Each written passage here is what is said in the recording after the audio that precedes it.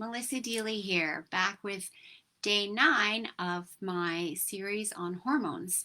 And today and for the next few sessions, I'm going to be talking about your thyroid and thyroid related hormones.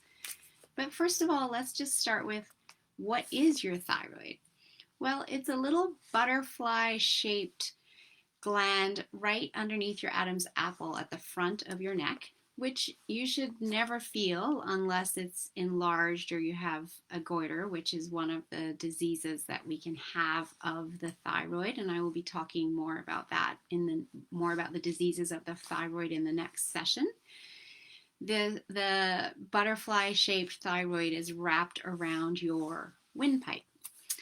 And the thyroid hormones that we can test for are your TSH, which is your thyroid stimulating hormone, as well as your T3 and T4, as well as your TPO antibodies. So very often your doctor will do blood work just to test for your TSH, and if your TSH levels are normal, they don't test any further.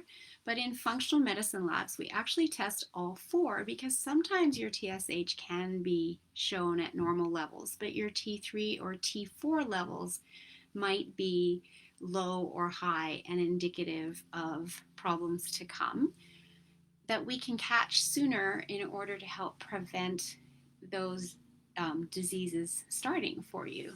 As well as we test for your TPO antibodies, which just is an indicator of your predisposal to autoimmune diseases as well of the thyroid. So that's good to know about too.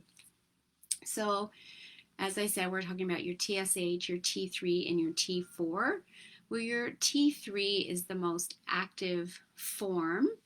70% of the active thyroid is from your T3, which is inside the cells. And then T4 is a precursor to that and works in its own right as well.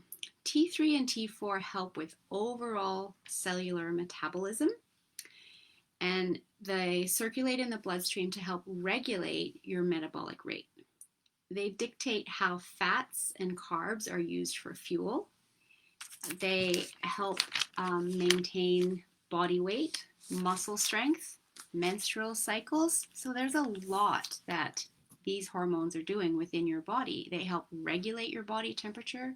They can influence your heart rate as you go between your sympathetic nervous system and your parasympathetic nervous system, as well as monitoring the production of proteins.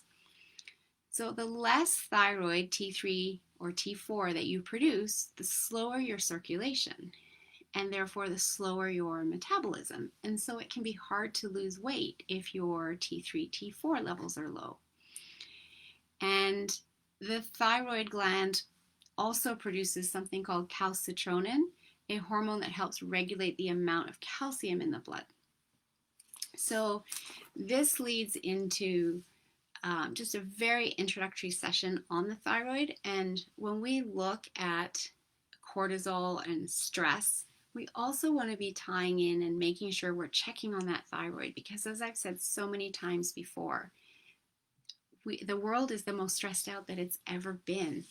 And when our body is in that constant state of stress, we are causing damage to our body from what that stress is doing, whether it's breaking down the good bacteria in our gut, whether it's meaning that we're not getting good sleep at night. There's so many things I've mentioned, long list of impacts of stress on the body, and one of those is also impacting our thyroid health, which is so critical to our overall health and something that we want to be aware of and be looking at.